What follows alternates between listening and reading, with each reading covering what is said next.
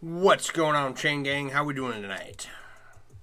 I can see all the comment sections, and I'm ready to go. How's everybody's day today? What'd you get up to? I can't complain. I was at work. And then I came home. I had some dinner. I took a nap. And I got down here because I want to finish up this cube. For those of you not in the know, we're working on a bronze and stainless cube.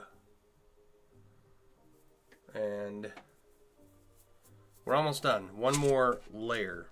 I don't know if we'll finish it tonight, but it's coming along pretty good. One ring at a time. So I want to get this done. I want to tumble it, shine it up real good, clean it up, dry it out, and then hopefully ship it out on Monday. Thank you for the follow. Appreciate you. How you doing tonight? All right. So after the big 30-pound cube, I don't know if any of you were here for that, and then this cube, which I just finished up, right? And now this cube, I'm cubed out. I'm not cubert, I'm cubed out. Or I'm not cubed in, I'm cubed out. So I am eagerly looking forward to doing other things. Like, where's that bag? This bag right here. Last night and the night before we were doing some housekeeping. Just some, what do you call them? Little projects using up leftover rings, I guess. Just had a horrible punny idea. Ring, ring, ring, banana phone. You could make a banana. That is a horribly punny idea. That's funny. The problem with banana-shaped objects, well, I won't go into that. For scale. Thank you for the follow. Appreciate you. So,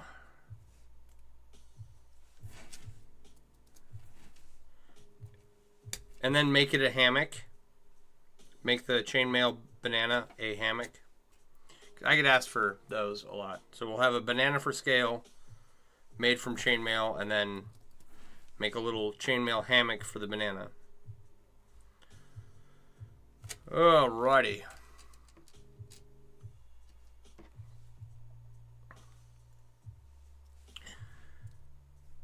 Now I'm thinking about banana puns. So,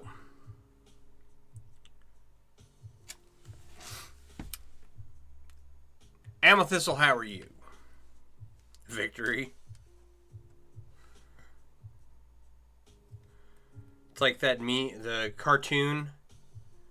It's like, I know, it's like a little kid on a skateboard, right? And he's like, I have the power of the English language. I will not use this power for good. I'll use it to put, random images into people's heads. And he rides by on his skateboard some unwitting person and says, I don't know, like, cellophane cake, right? Just some nonsense thing.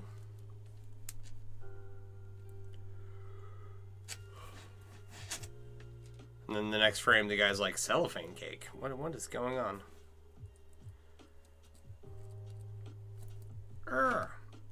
So you're exhausted, huh? That's no good. Thank you for the follow. Appreciate you. I've been working on this since about 5 this afternoon. About 2.5 hours. I just took a little break before the stream. And I'm a little tired too. It's been a long day. So, but my kid had the day off from school, so I got to sleep in instead of getting up at 7 o'clock, or instead of getting up at 6:30, I got to get up at 7 o'clock. So that extra half-hour sleep, I was well rested.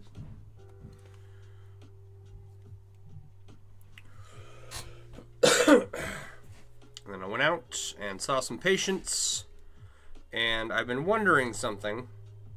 There's a big emphasis on my job right now to incorporate it into all types of treatments so that people can receive treatment at home without having to go to the hospital, right? That's the whole goal of home health. And I'm wondering how much cheaper is it to pay a nurse to go out to someone's home, provide them with a vehicle, pay for the gas of that vehicle, provide all of the supplies in the patient's home. I'm wondering how much cheaper it is to do that than it is to treat the patient in a facility. I guess it's a lot cheaper. Otherwise, there wouldn't be so much emphasis on it. Woke up at 5, worked, played a little video game, then drove to Madison to get your boy. Someone stole his bike, so we walked around. Oh no, that's awful. Yeah, losing your bike when you're a kid sucks. I had that happen growing up.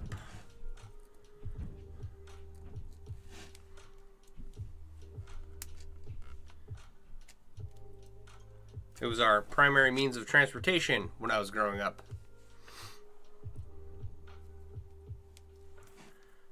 If you didn't have a bike, it's like, well, I guess you were walking around the neighborhood trying to find where everyone was.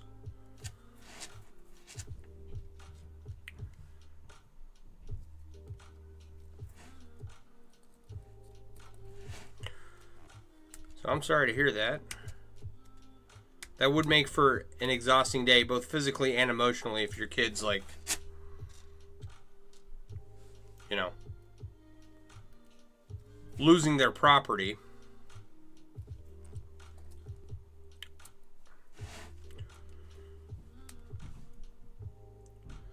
So, but back to what I was saying, I don't know what the cost difference is between treating someone at home and treating someone in a facility.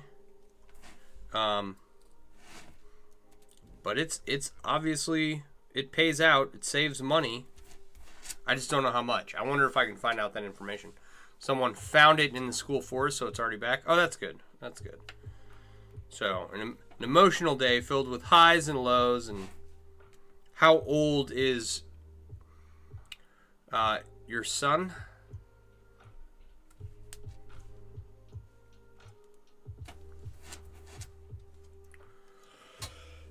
Because just being a little kid and have something, you know, emotionally traumatizing like having your property stolen can be a really bad day. Little kids got big emotions. Long term, if the person wouldn't get care, otherwise it's worth it to treat him. He's 10? Yeah. Still got those big emotions.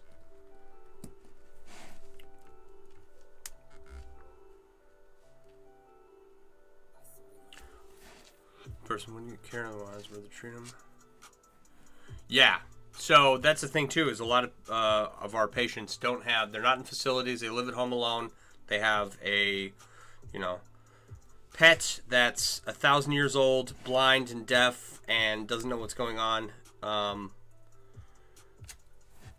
they have no one to help them take care of themselves. So that is a lot of our patients. So basically, you know, without us going in there, we definitely prevent hospitalizations in many, many cases. I want to know what the monetary value is because I'm curious.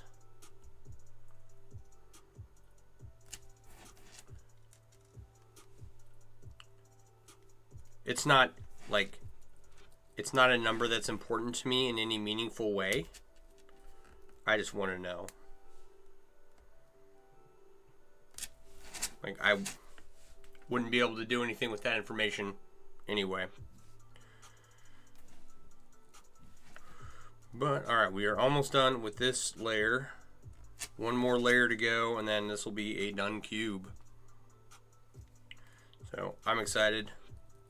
I'm ready to move on. Oh, I was going to point that out. So, the last couple nights, we did like this little capture here.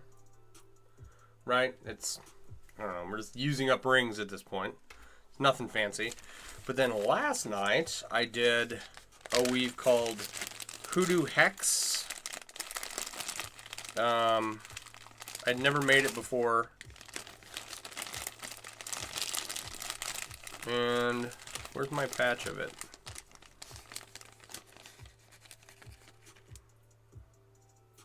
See if I can get this to lay nicely. I did 2 rows of it.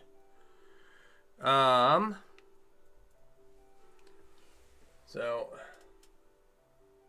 there is a pattern there. It's kind of hard to see. Once it gets a little bigger, it'll make more sense, but I'm going to try and wrap this glass marble here in chainmail, and we'll see how that goes. But so this was a nice break to do this, because even though it's a tiny little patch, it's like, yay, I'm finally using my brain for something, and I'm not just monotonously adding rings to a cube. When you were looking, you found a big mushroom, so that was neat. OMG Shiny, you want it. I gotta make it first, but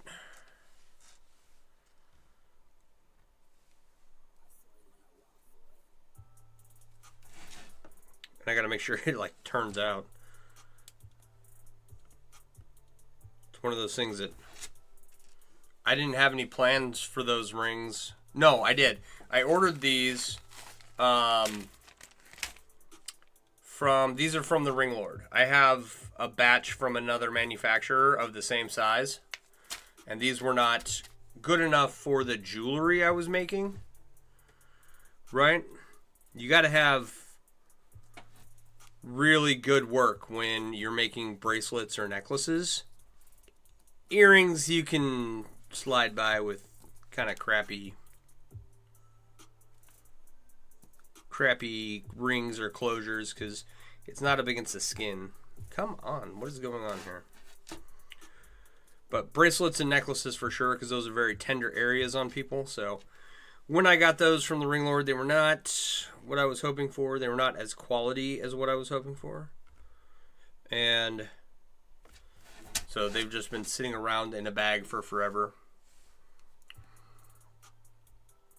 Found a giant puffball, edible, but way past its prime. Green and squishy.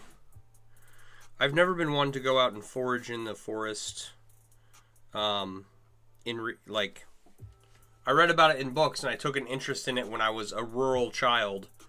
And we didn't have forests where I grew up. It was all like farmland and stuff.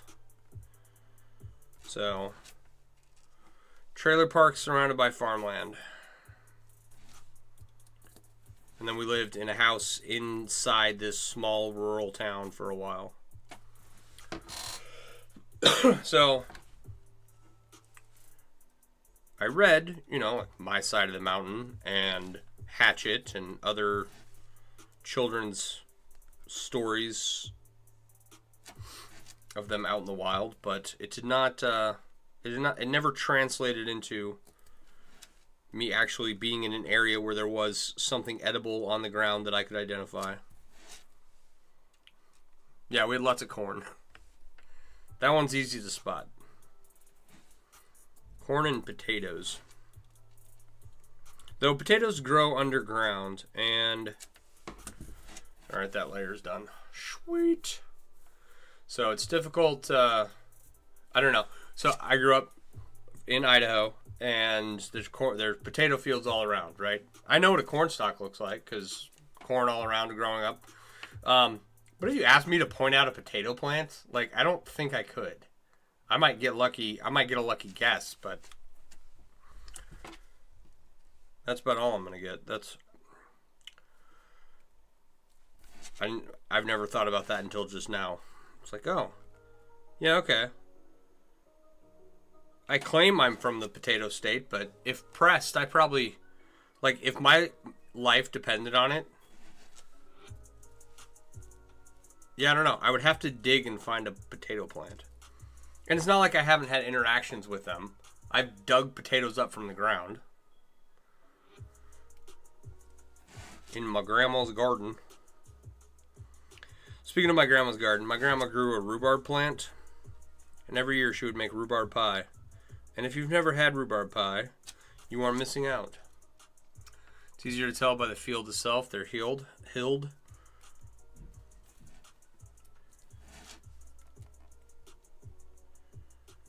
Yeah, if you ask me to point out a potato field, I'm a fraud, man. Can't identify a potato plant. I can tell the difference between like Idaho potatoes and russet potatoes and Yukon Golds and sweet potatoes. That's pretty easy. But yeah, Grandma had a rhubarb plant. Rhubarb pie is where it's at if you've never had it. The leaves are poisonous, so don't eat the leaves of a rhubarb plant. But you can cook the stalks and chop them up, add some sugar, and I don't know what else happens to making rhubarb pie, but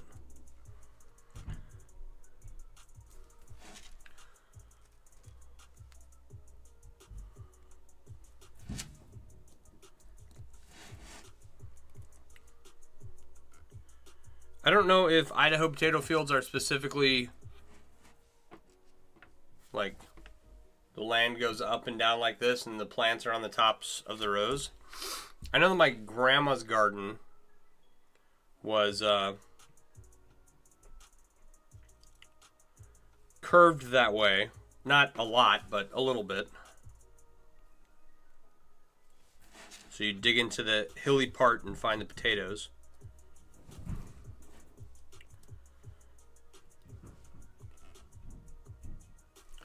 You nailed it with adding sugar.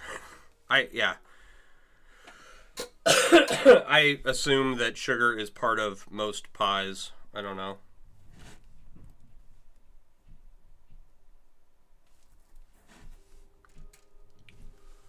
I can't cook. It's like all my cooking techniques involve something prepackaged or canned and being thrown together in a pot and then boil it for as long as the package says to. And I am notoriously uninterested in learning how to cook. It's like I like food a lot. But the act of cooking, I can't. I have a few signature dishes, but that's about it. Strawberry rhubarb is a classic combination. There you go. That's how you make chili. It involves opening a lot of cans, yeah. Like, last night I made some prepackaged Spanish rice. And I added hamburger with taco seasoning, onions, green peppers, butter, a can of Rotel, a can of olives, a can of diced tomatoes. And it tastes good. I would like to get out of the prepackaged stuff just because there's so much stuff in those it's not good for you. And I think a lot of that contributed to my tremendous weight gain over the last 2.5 years as I've been sitting here.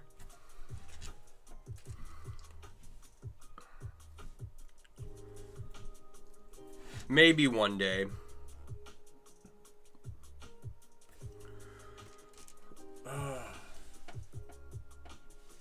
My back is very sore from sitting here for the last 3 hours. That's okay. Got to get this done.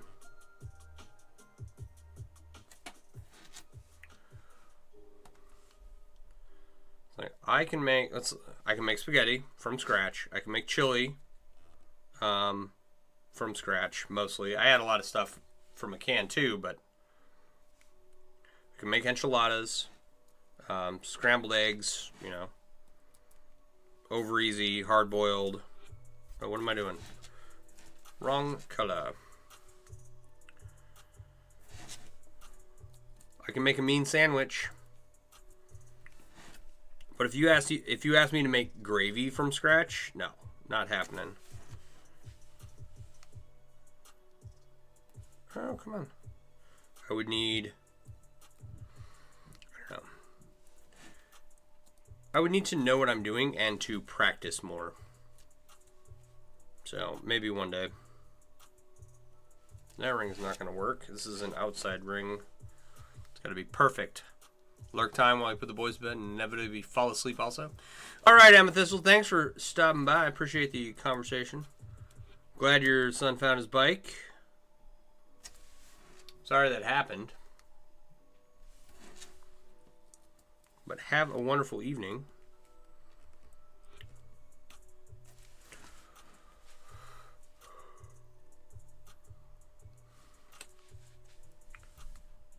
So I don't know what my son is doing. I heard the pitter-patter of little feet. I saw him get up this morning before I left for work. And I saw him briefly when I got home. And that's been about it. I've heard him, though. He is alive. He is in the house. Heard him stomping around upstairs just a few minutes ago.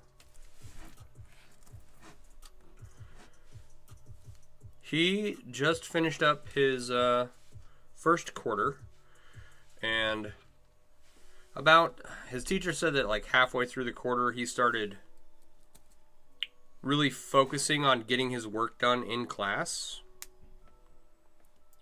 He's like, I can spend my time getting this done at school, and then I don't have any homework when I get home. So I usually, at the first of the year and in years previous, I would sit down with him and go over his homework and make sure he had everything done. And then about a couple weeks into this year's first quarter, I was like, okay, look, I got to make dinner. I don't have time to sit here and, make sure that you get all your homework done. So if you need help, ask me. But otherwise, you need to knock this stuff out. Right, I can't hold your hand through all of this. You're not quite at the age where I can't figure out the questions, but that's coming soon. It's like, no, I don't remember the quadratic formula at all. Go Google it. That's coming, right?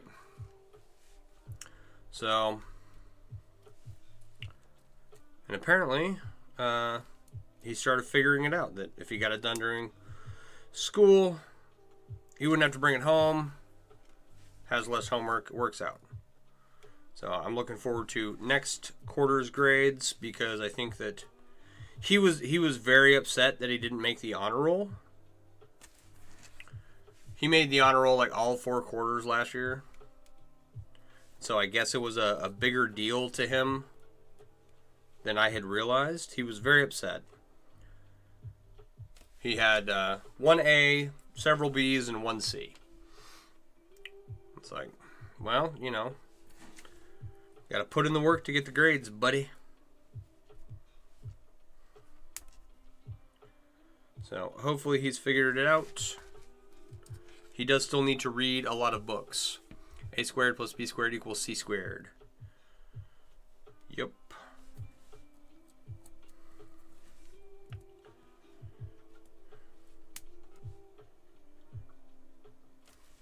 So, and that's the one that is like,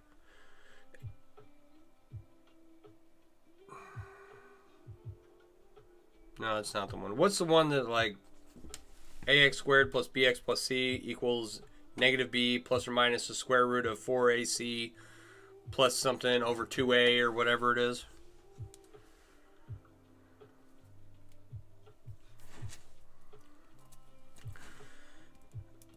I only know that because, like, I took algebra in high school, right?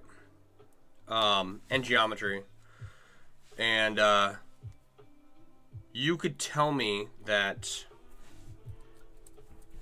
what the quadratic formula was. between when I took algebra in high school and when I took algebra in college, and it would have been meaningless to me, right? No, the Pythagorean theorem, that checks out.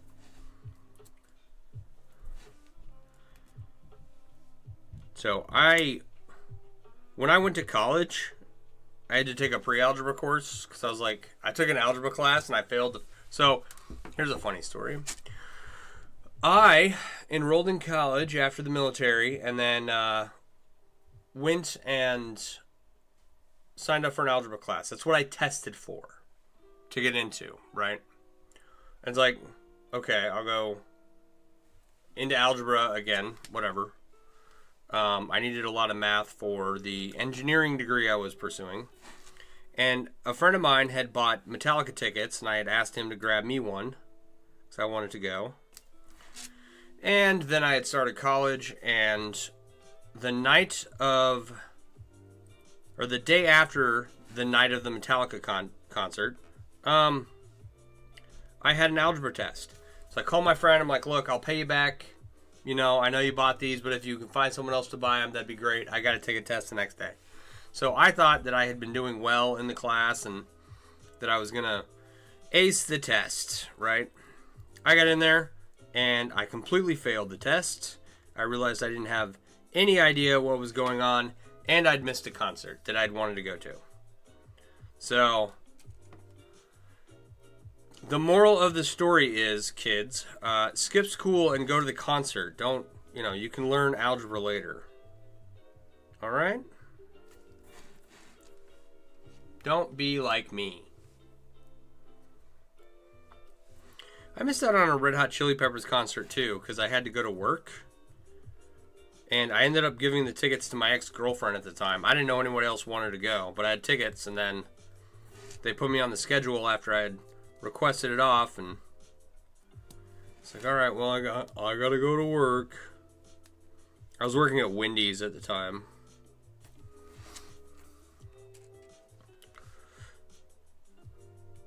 So, and I've never seen the Red Hot Chili Peppers in concert. And if you're too young for Red Hot Chili Peppers, they were a band back in the 90s. Last century. It was like the last time I was interested in going to a concert. I went and saw Seether and Nickelback in concert at the Alamo Dome down in San Antonio. Does that sound right? They still are a band. No, I know. I just...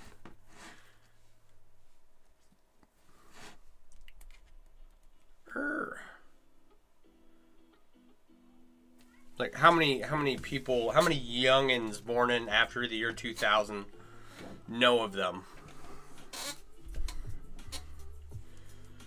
Probably heard songs by them, but I am not a music buff. Can't cook, not a music buff, right? I open and close rings all day, every day. I'm very interesting, I assure you. Right?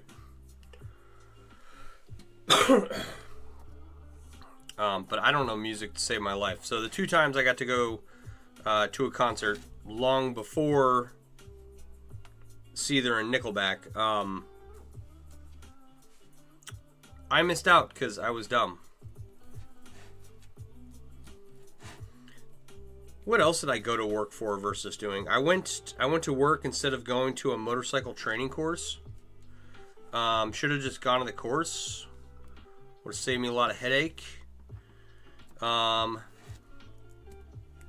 they like, you go in, you talk to your boss, you're trying to get off, trying to get someone to cover your shift and whatever, and it can't happen. And they make you feel bad for trying to do things outside of work. It's really funny. Looking back now. And it totally worked on me. They're like, well, you have other staff that are relying on you to be here. And it's like, it was a morning shift on a Saturday at Olive Garden. It's not that busy. It was the fanciest restaurant I ever worked at was at Olive Garden.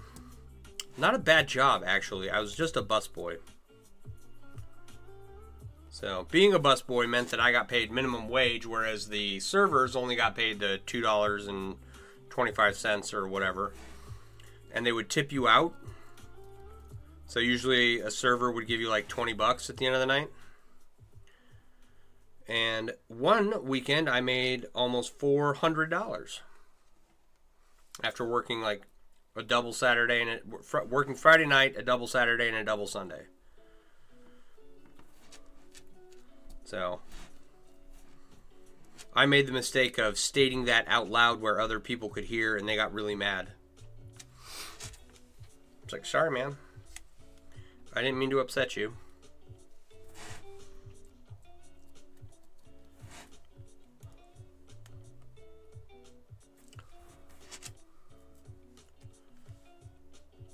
It's like I was a server at a place called Cafe Ole. I should never have taken that job, right? I'm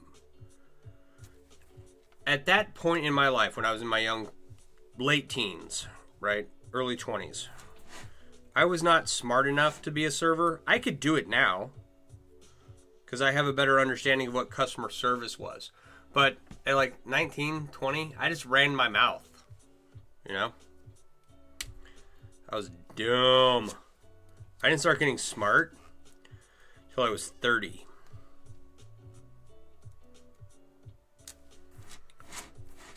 And, you know, in the past 12 years, it's only worked a little bit, you know, getting smarter. So,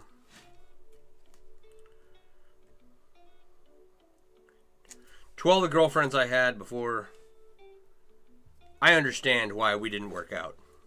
It's me, not you. Or it was me. Now, I'm a catch. Taken, but a catch. You know what I mean? She's lucky to have me now. Whereas before I had to rely on some poor, unsuspecting high school girl's empathy. Like, they would have to feel bad for me in order to be in a relationship with me. I think it's how that worked out. It's like, oh, this poor pathetic dude. Here.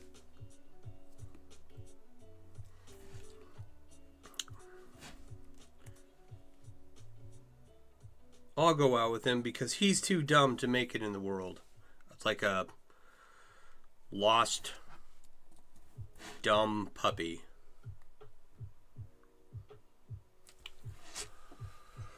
All right. That ring is no good. Only a couple hundred rings to go left on this cube. Shaping up nicely. I like the color. I want to give it a final tumble and polish before it gets sent out. And then probably tomorrow. Okay, so I've got a problem. The next two projects require a lot of holes to be punched in leather. And the toolkit I'm not worried about. But the gas tank bib, it's going to be a lot of work, right? So to alleviate that, I was thinking I would go buy a punch press from somewhere, right? And I was looking at prices, and they've got like $160 ones, and then they have $500 ones. And I have no idea what the quality difference is.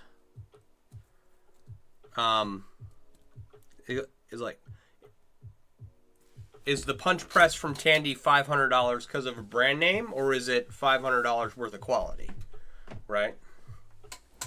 Can I get the same like features and longevity from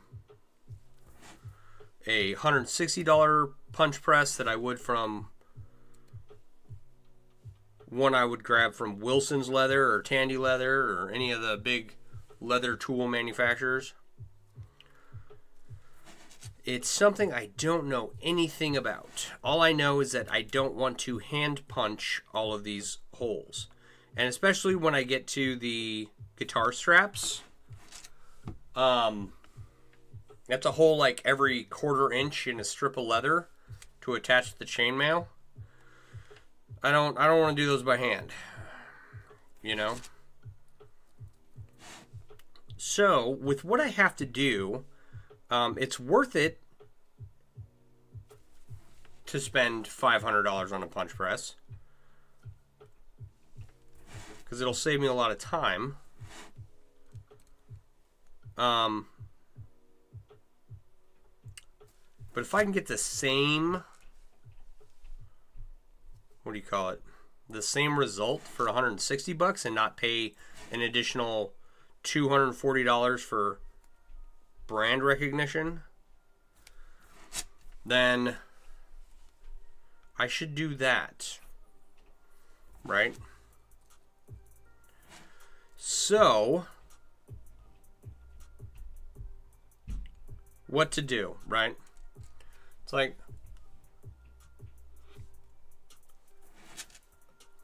I can get a $160 one today, or I can wait a couple weeks and get a $500 one. But I don't know enough. Like, what's the difference? And then if I wait a couple weeks and the project is started later, and I don't know how long these two particular projects are going to take. I need them done by April or May, so I have time. But also, making the saddlebag covers took like 12 times longer than I'd anticipated.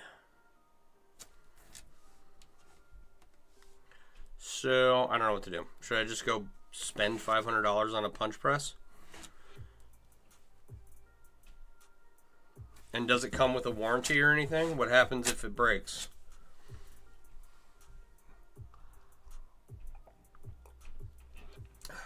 So I need to do some research and hop on a leather forum somewhere and figure out what's what, because I'm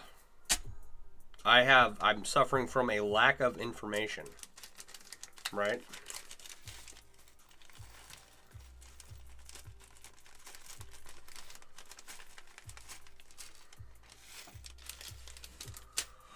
All right.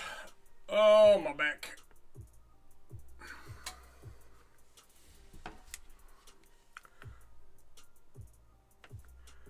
I'm not much of a leather worker.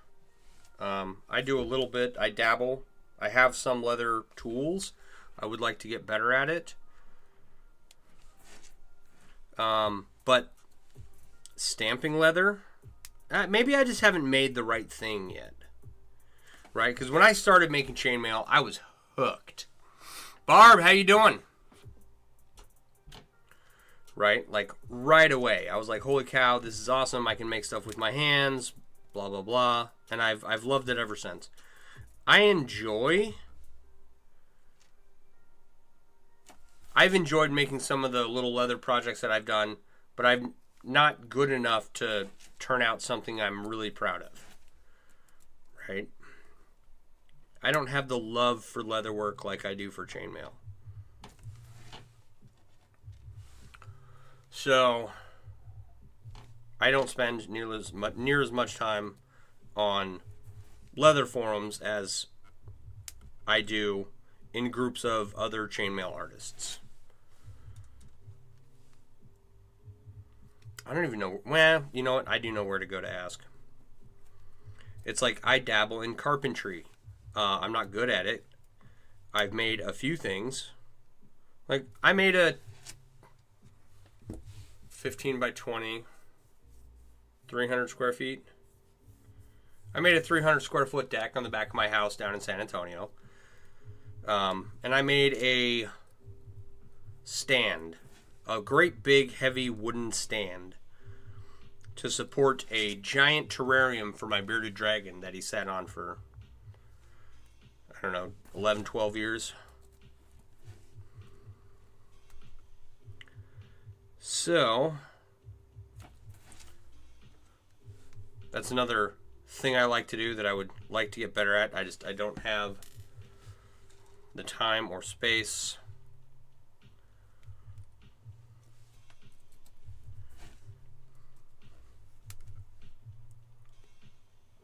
And I lack knowledge because I don't associate with those groups. You know what I mean? And I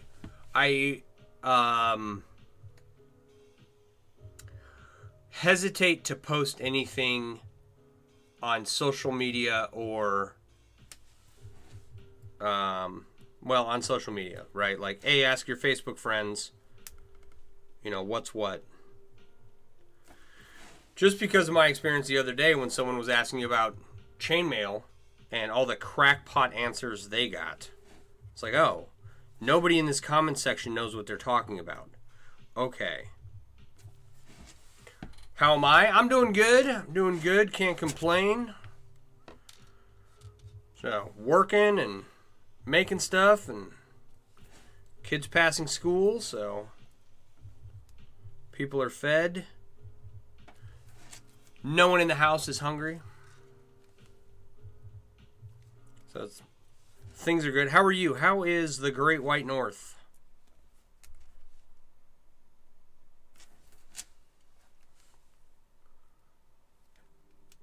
Do you think it'll get cold enough up there this year that you'll move down to the States?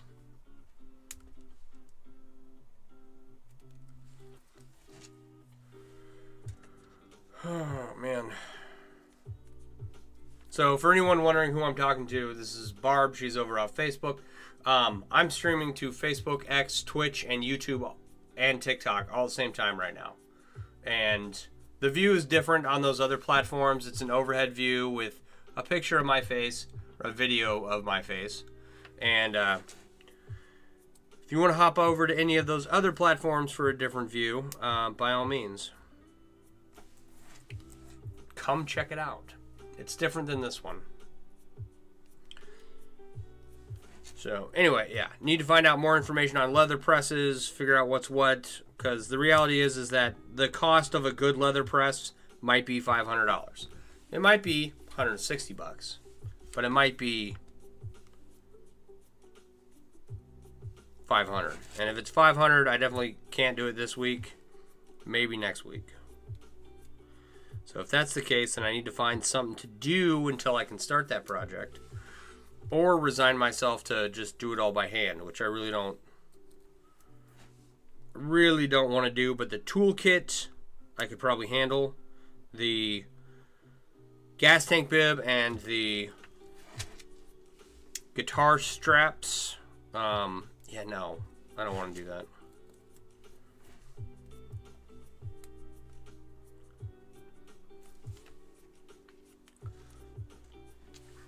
All right.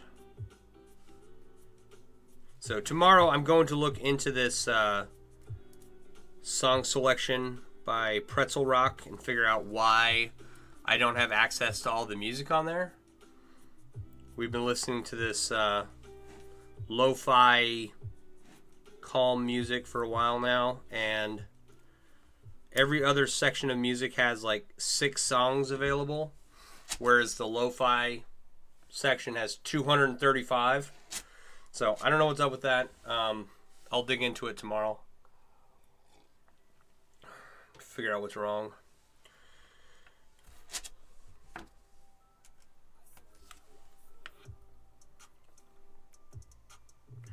And then I don't know what else I'm doing tomorrow. Some family time. I'm going to order pizza tomorrow night because I can. I think it's called Totino's here in Kenosha. There's a lot of really crappy pizza places. Referring to employees as family is corporate equivalent of telling you a prostitute that you love her. Yeah. That's funny.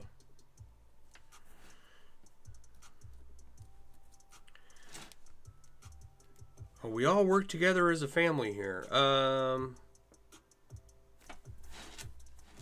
That's interesting. I'll go find somewhere else to work.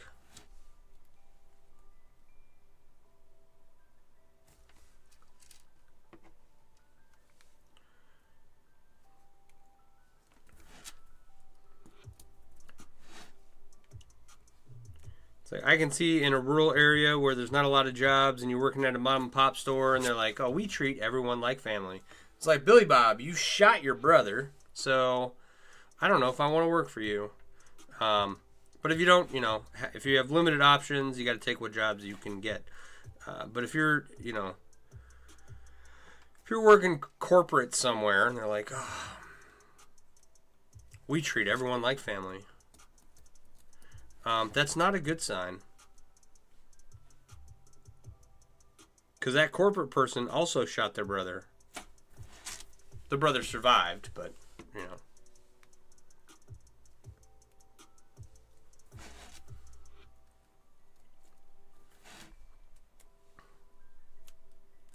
All right. Zachary, how are you tonight?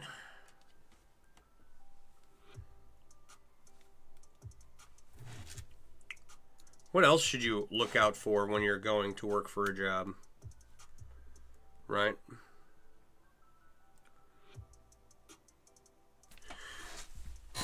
I like the idea of, okay, so you're always required to get a reference or to provide a reference on your resume or whatever, right?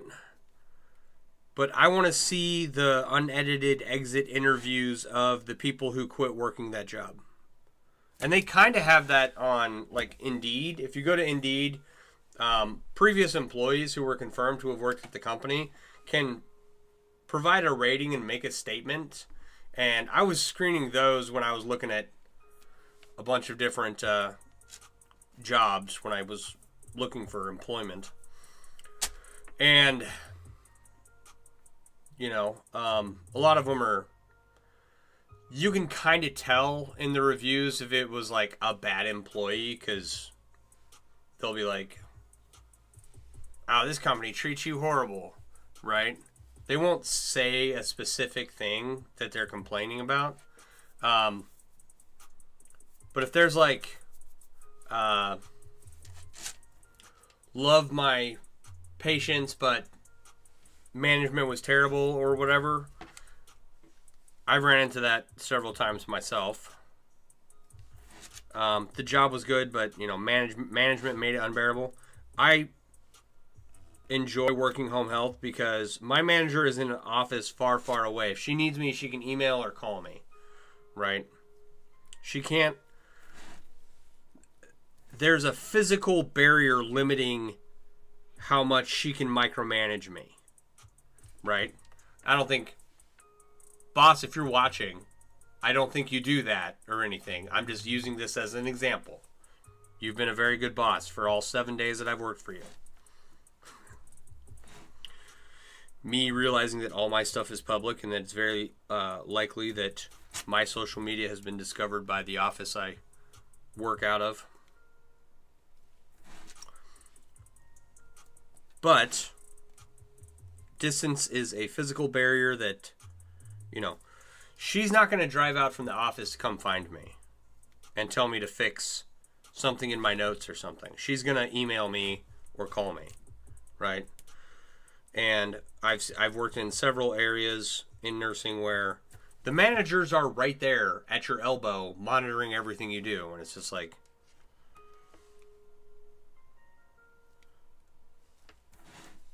it's, what is it? It drives me up a wall for sure.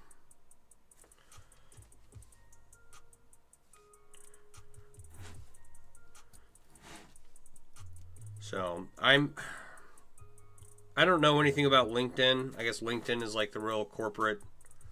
If you want to get a job at, I was going to say Frito-Lay corporate, but that's Frito-Lay. Who makes Fritos? The same company that makes all the chips, right? Which makes me wonder, how many chip companies are there?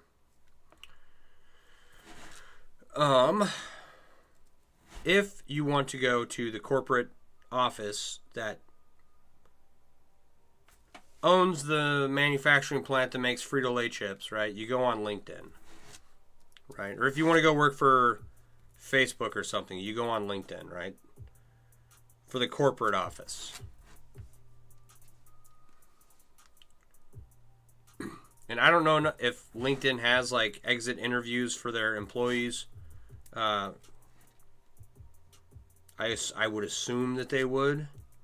And I don't know what you would look for, to watch out for when going to work for one of those places. But, like,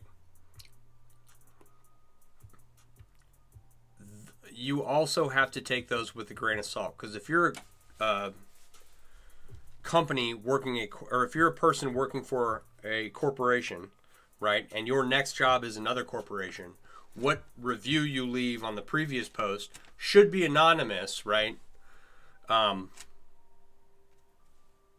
But, word gets around, I'm sure.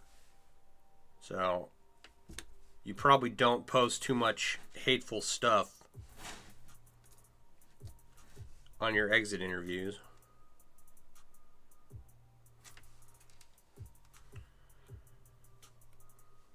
Of the jobs that I've had, the one that I've enjoyed the most was working at Wendy's. And it was 100% the manager at the time who made it a good place to work.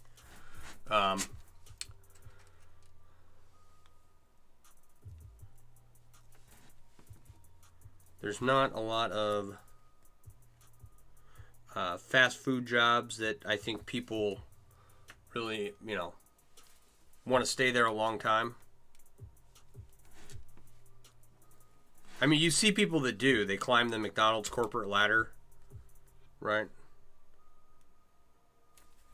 They start out washing dishes and become a franchisee owner somewhere. All right, presses are based in tonnage, size of stamps you're using, variety to the machine, replacement parts, or reasons for price range. Punching holes, quarter-inch, any cheaper press would work. Okay, that's good. That's John. John's over on Facebook, and he knows what he's talking about. So, remove that out of my field of view. So I don't need a super expensive brand name one. If it, isn't worth, like, I don't want to just be paying for a name, and I know a lot of things are like that.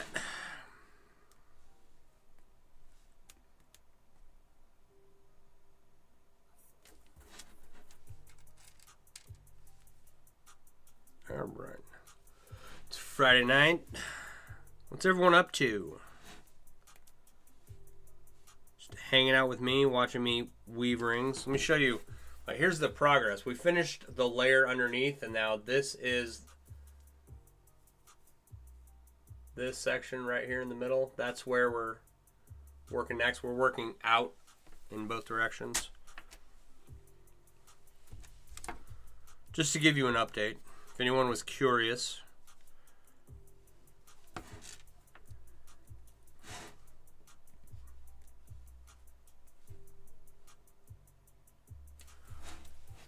It's like, I try to stream every night, and as I get more familiar with my new position, we'll see how long I can continue that. I still should be able to stream most nights of the week, but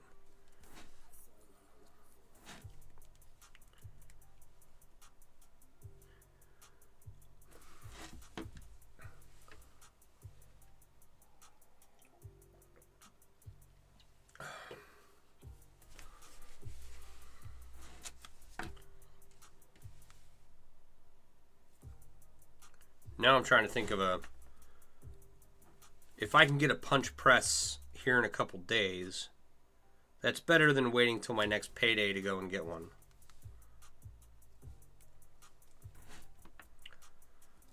I'll have to find one.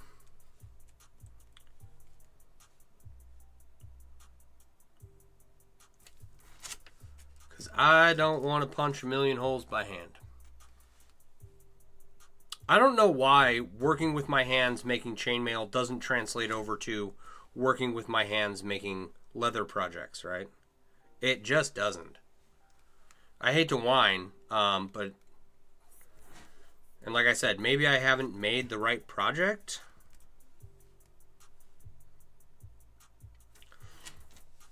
I don't know. It's weird. So you think, oh, you're doing something that keeps your hands busy, and you can listen to music or stream a podcast or watch a podcast or a movie or a TV show, you know. Just not the same.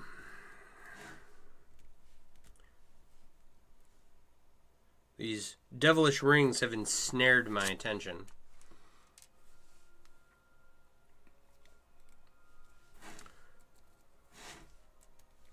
Like nothing else in the world, except for my family, right? But even now, my kid's like 10. He's upstairs playing on video games. Like, we'll get to hang out tomorrow. But it's like I'm sometimes I do feel bad and like I neglect my family with how much time I spend on these projects, but I did that time when he was little. Not that he doesn't need attention from his dad now, but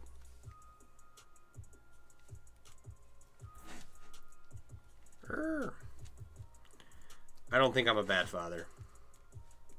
Does it work like being crazy? Right? Like, crazy people, they don't ask themselves, am I crazy? Right? Like, if you're asking yourself, are you crazy? Then that, like, excludes you from being crazy. Right? Does it work that way for being a good dad? If I ask whether or not, or does it work that way for being a bad parent? If I ask, if I'm concerned about being a bad parent, does that like negate me from being one? Does that mean I'm a good parent? Is that how that's how that works, right? Someone tell me I'm right and don't comment anything else.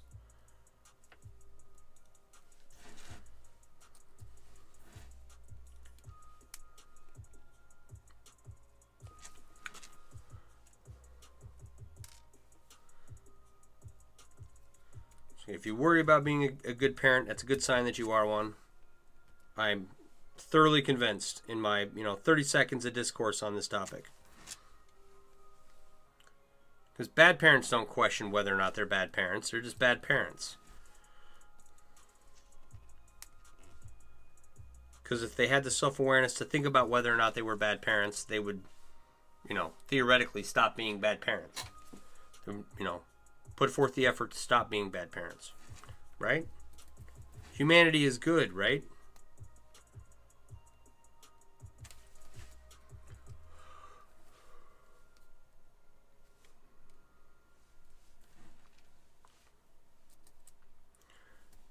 I think we might finish this tonight, which will be awesome.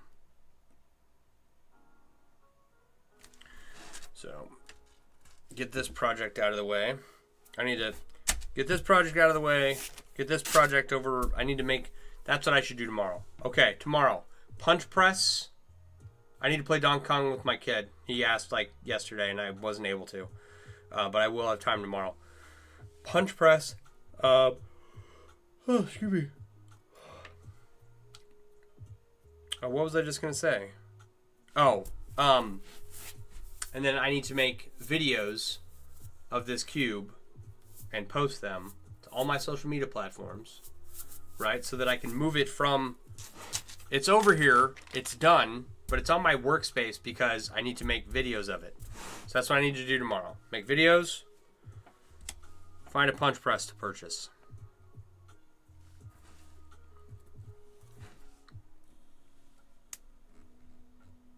And then,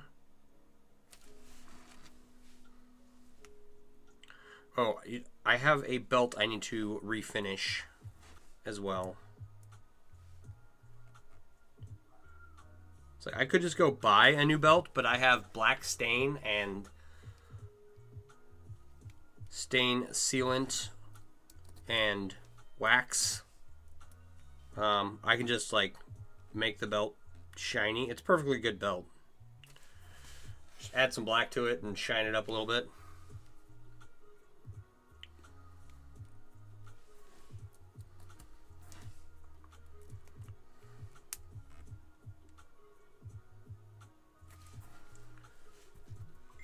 So those three things tomorrow.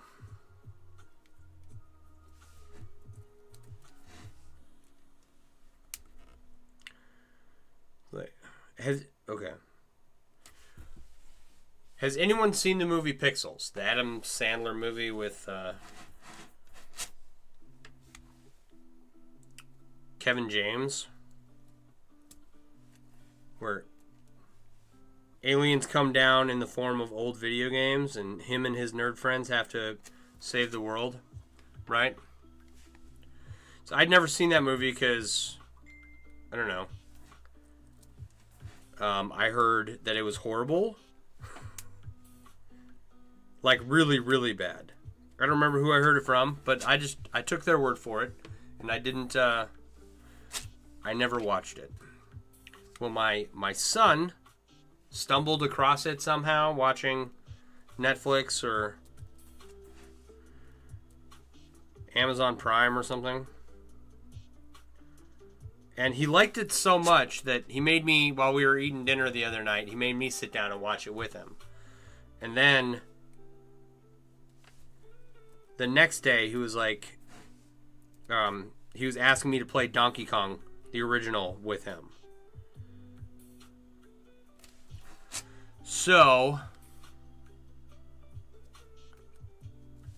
I just thought that was funny how all those connected in his little brain. It's like, oh, they played Donkey Kong at the end of Pixels. Spoiler alert: the movie's only been out for 12 years. And so now my kid wants to play Donkey Kong with me.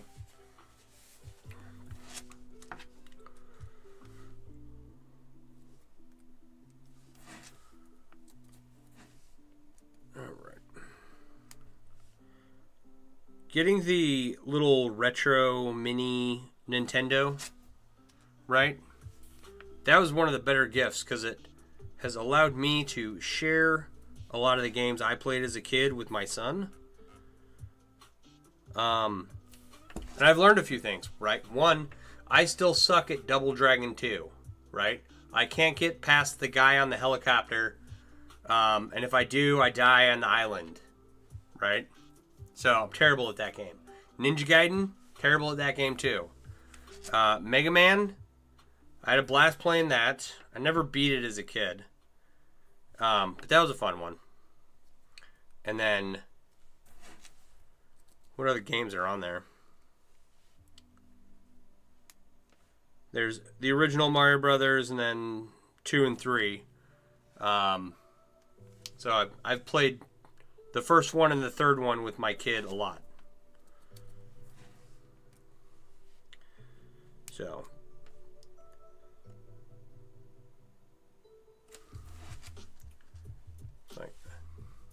they made a Super NES mini version, right? Maybe I need to find one of those. I didn't get to play on a Super NES or an N64. My friend in high school had an N64, and that's how I ended up, like, I borrowed it and played Ocarina of Time. That was the only reason I ever played that game, was because my friend had one. I never had one. But if they made a little mini version of an N64 and a Super NES, which I think they do, I should get those. And I know that there was a way to add a bunch of games to the original, or to the retro mini NES. So I assume that if there's a Super NES mini and an N64 mini, that there would be a way to add games to it. I just never did it. I don't know why. Yeah. The last thing my kid needs is more games, but it's not for him, it's for me, right?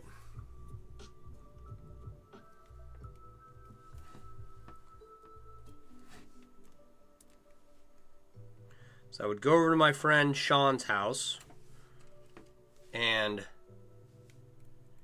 his first name was Sean, and he had a last name that was a color. It was Green. Sean Green and me.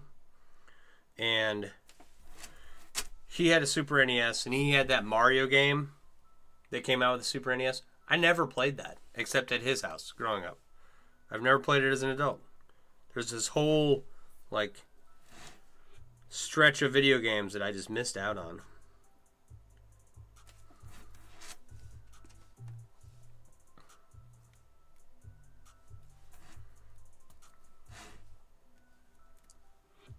It's like, I only caught Halo on the Xbox because a bunch of other people that I was deployed with had Xboxes, and they had networked all their Xboxes together and were playing the multiplayer, shooting each other, and having a good old time. So occasionally I'd be able to get in on a game when someone had a free controller.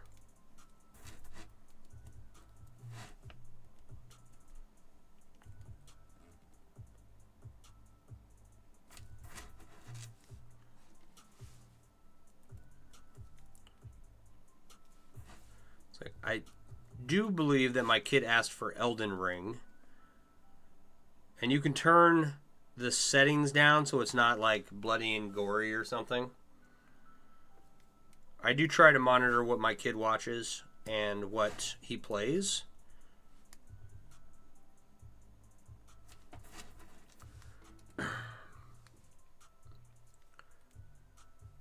So he did ask for Elden Ring. So I think that's the next like big game to get him downloaded on the PlayStation or something. And that one is for me, not him. Really. Just because it's like Skyrim, right? Like, I feel like I should play Skyrim, Elden Ring, and God of War Ragnarok, right? Oh, and Red Dead Redemption 2. Right, those 4 games. I don't have time for them. But there's a lot of relevant experiences in those games or by playing those games that you get that when I hear people talking about them, I don't have a reference point for it. So for the sake of, I don't know, we'll call it rounding out my video game experiences. What do they tell you in college when you have to take all those BS humanities classes? We want you to be a well-rounded person, right? I want to be a well-rounded in my video game knowledge. So maybe I'll find time to play those games at some point, but not anytime soon. And those humanities classes, that the extra ones you have to take to get your degree, like your prereqs and stuff, most of those they're just using those courses to get money out of you. There's nothing valuable in them. I shouldn't say that.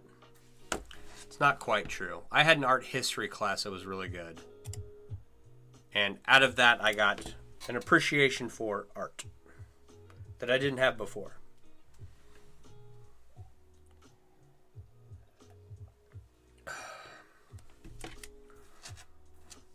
But other than that, like my psychology class, the sociology class, the what other crap did I have to take?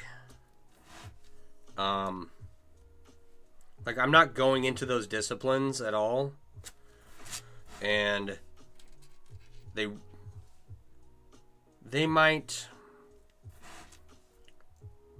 like, I got more psychology in how to phrase this. I got more psychology that was applicable to my job, right? As an RN, as a nurse, in the nursing portion of my schooling than I did in the, intro to psychology, intro to Psych 101, right? Same with sociology, which is like, that would apply to public health. I got more valuable information out of the nursing portion of that discipline than I did in the intro class. Okay, but had to take the intro class. It's like, Go learn about Freud or something. So my patients don't, I'm never going to be sitting at my patient's bedside going, yeah, I hear your complaints about your pain. This seems like you're regressing back to childhood and you want your mommy.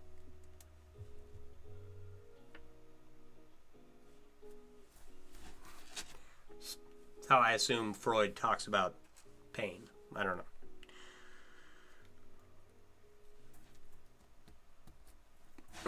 So, anyway, my point was, you're getting ripped off. That's my point.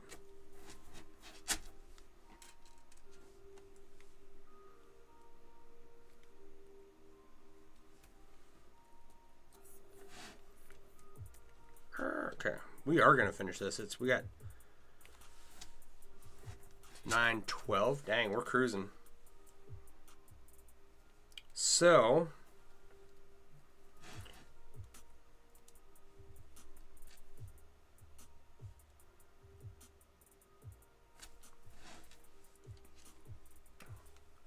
it's Friday night and you're sitting here hanging out with me.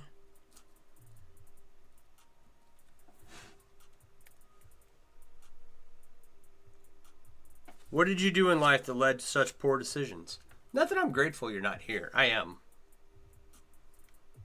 And I like making chainmail on stream in front of people just to show people like what it is. Because sometimes when you're doing this, someone will pop up and be like, holy cow, I want to learn how to do that. And then they take off and they found themselves a new, really enjoyable hobby. Right? Sometimes. Oh, excuse me. Sometimes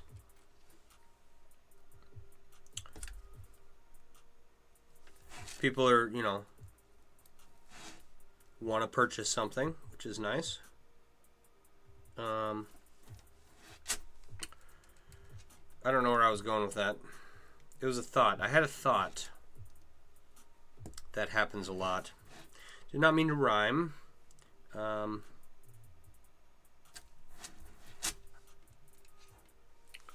I'm running out of time? I don't know. Okay. I was saying something about... Oh, yeah. Okay, so I like hopping on here and streaming in front of people and introducing it to other people because someone introduced chainmail to me and I took off with it and that's where I am today. Right? And occasionally that happens when I'm streaming. I also like to do it because it makes me get down here for at least hour and a half, 2 hours a day and stream and work on projects, right? There was a long period of time where everything just sat and nothing got done and I wasn't weaving anything. And I was, raising a kid and going to school and busy living life. And now that I stream it, I tell people, it's like I'm usually here hour and a half, 2 hours most nights of the week. So if you want to see some progress updates on some stuff, come hang out. That way I know that I have people looking forward to hanging out and watching the project progression.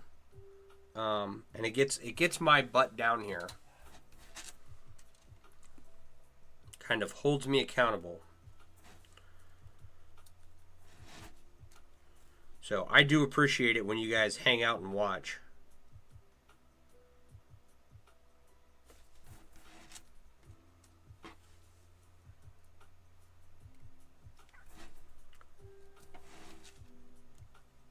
And even on slow nights like this, when there's no chat or nothing, people are just hanging out.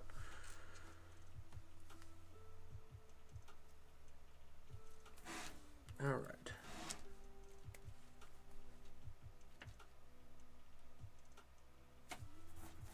It forces me to be better, right?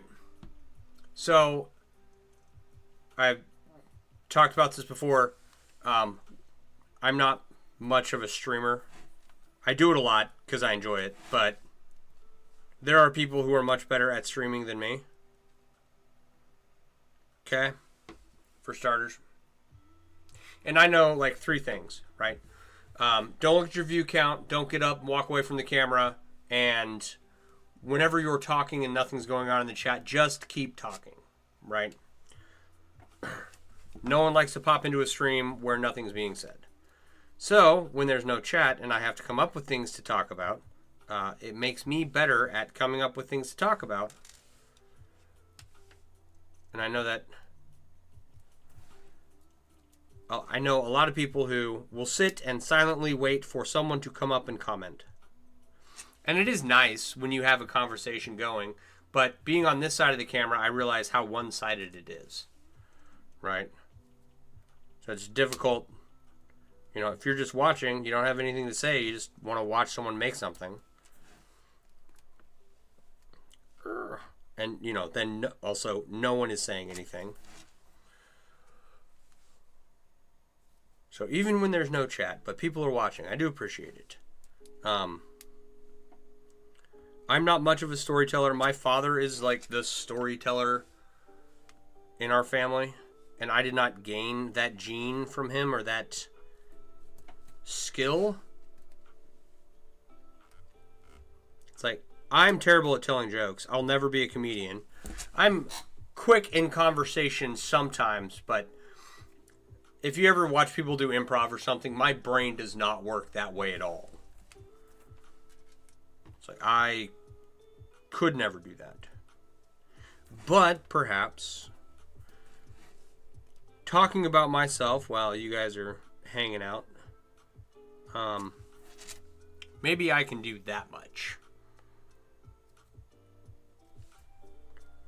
So, where should we start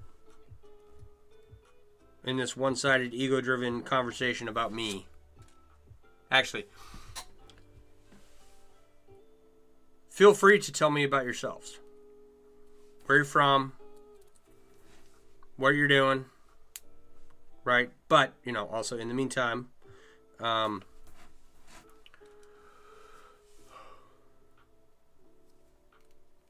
I've got 3 siblings.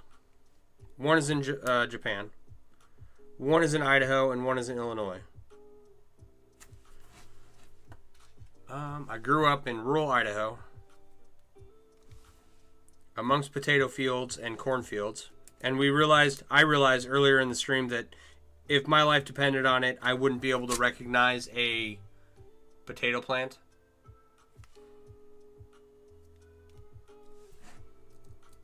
So if you put a plant in front of me and told me it was a potato plant, I'd be like, okay. I grew up all around them.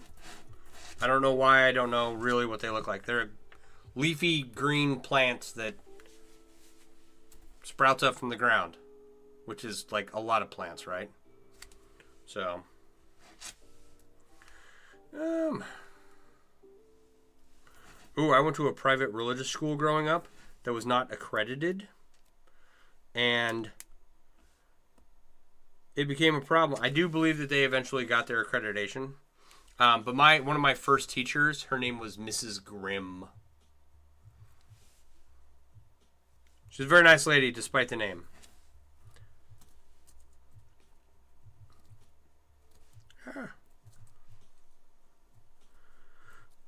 And because the school was not accredited when they had seniors graduate, they couldn't get diplomas, or they couldn't get accepted into colleges. That's what it was. It's like, oh, why are we going here? You know. But last time I checked, it was still open. The facility had gotten much larger, and they had built a proper school. So I assume they're accredited now. I don't know. So I didn't start going to public school until... Amber, how you doing? What is going on? How is the recovery going down in your neck of the woods?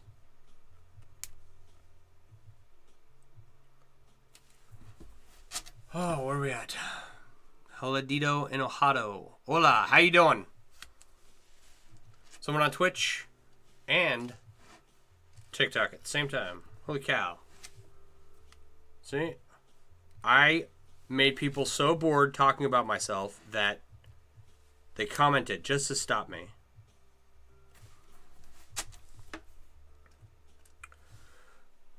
We went to our Halloween event tonight as a family. Right on. Right on. I don't know when the trick-or-treating is for Kenosha. I gotta figure that out.